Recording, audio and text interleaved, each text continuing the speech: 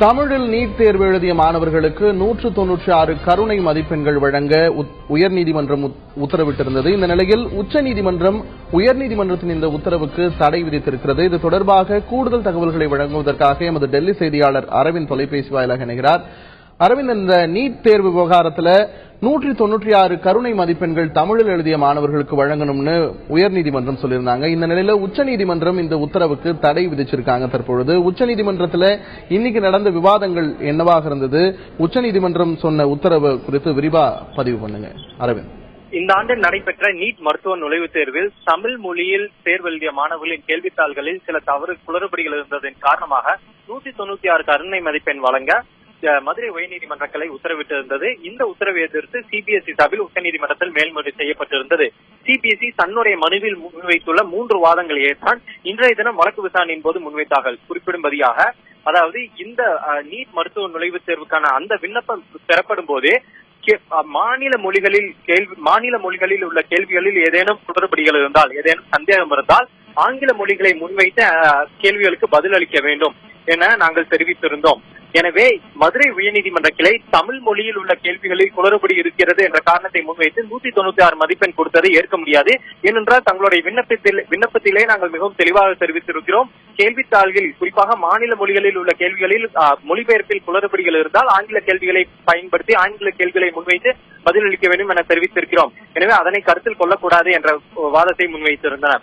இரண்டாவதாக, இந்த 196 மதிப்பெண்ணை அதாவது மதுரை உயர்நீதிமன்ற கிளை குறிப்பிடும்படியான அந்த 196 மதிப்பெண்களை கொடுத்தால் அதிகபட்சமாக தமிழ்நாட்டை சேர்ந்த ஒரு மாணவருக்கு 130 மதிப்பெண் கொடுக்கப்பட வேண்டியிருக்கும். அதனால் நெகட்டிவ் மார்க்ஸ் அனைத்தையும் கழித்து விட்டு பார்த்தால் 130 மதிப்பெண் தமிழக மாணவருக்கு கொடுக்க வேண்டியதாக இருக்கும்.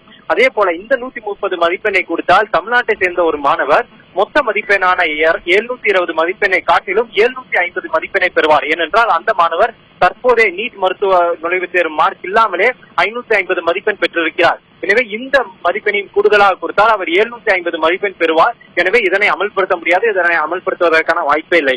மூன்றாவது வாதமாக, இந்த உத்தரவை அமல்படுத்தினால் நாடு முழுவதும் தற்போது தமிழ் அல்லாத பிற மொழிகளில் நீட் மருத்துவ நுழைவுத் தேர்வு எழுதி தற்போது மருத்துவக் கல்லூரிகளில் இடம்பெற்றிருப்பவர்களுக்கு பெரும் பாதிப்பு ஏற்படும். குறிப்பிடும்படியாக தமிழ்நாட்டை சேர்ந்த சுமார் 3500 மாணவர்கள் தமிழ் அல்லாத வேறு மொழிகளில் தேர்வு எழுதி தற்போது தமிழகத்தில் மருத்துவ இடம் பெற்றிருக்கிறார்கள். அவர்களுடைய மருத்துவ இடமும் பாதிப்படையும். இதுதான் அதாவது சிபிஎஸ்இ சார்பில் உச்சநீதிமன்றத்தில் முன்வைத்த வாதம். ஆனால் டி.கே. ரங்கராஜன் சார்பில் ஆஜரான வழக்கறிஞர் சித்தார்த் லூத்ராவை பொறுத்தவரை சிபிஎஸ்இயே இந்த கேள்வித்தாளில் குளறுபடிகள் இருப்பதை அவர்களே ஏற்றுக்கொண்டுள்ளனர்.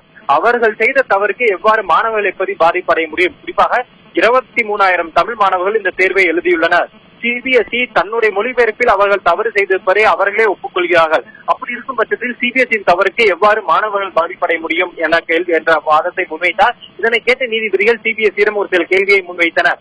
அப்போது சிபிஎஸ்இ சார்பில் ஆஜரான வழக்கறிஞர் இந்த ஆங்கில மொழிகளை தமிழில் மொழிபெயர்ப்பதற்கான அந்த மொழிபெயர்ப்பாளர்களை மாநில அரசு தான் கொடுத்தது. மாநில அரசு முன்வைத்த 4 மொழிபெயர்ப்பாளர்களில் ஒருவரை தேர்ந்தெடுத்து நாங்கள் இந்த கேள்விகளை தமிழில் மொழிபெயர்த்துள்ளோம் என்ற கருத்தை முன்வைத்தார். அதே போல சித்தார்த் லூத்ரா சார்பில் மேலும் ஒரு வாதம் முன்வைக்கப்பட்டது. மே 23ஆம் தேதியே இந்த விவகாரம் தொடர்பாக சென்னை உயர்நீதிமன்றத்தின் மதுரை கிளை சிபிஎஸ்இயிடம் கேள்வி கேட்டிருந்தது. மே 23ஆம் தேதியை தவிர்த்துவிட்டு தற்போது ஜூலை மாதம் வந்துவிட்டது.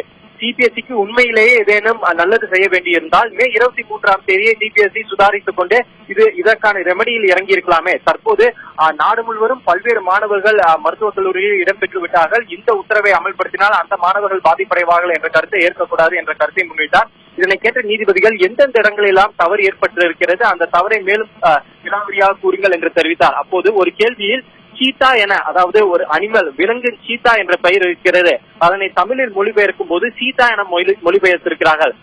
ஒரு விலங்கை தமிழில் மொழிபெயர்க்கும் போது ஒரு பெயராக, ஒரு மனிதனின் பெயராக மொழிபெயர்த்திருக்கிறார்கள். எனவே இது மிக பெரும் ஒரு தவறு என மனுதாரர்கள் தரப்பில் அதாவது பதில் மனுதாரர்கள் தரப்பில் வாதம் முன்வைக்கப்பட்டது.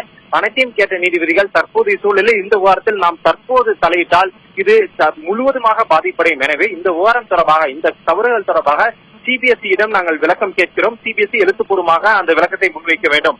ஆனால் மதுரை உயர்நீதிமன்றத்தின் கிளையின் உத்தரவுக்கு நாங்கள் தடை விதித்துதான் ஆக வேண்டும் என கூறி தற்போது தடை விதித்திருக்கிறார்கள்.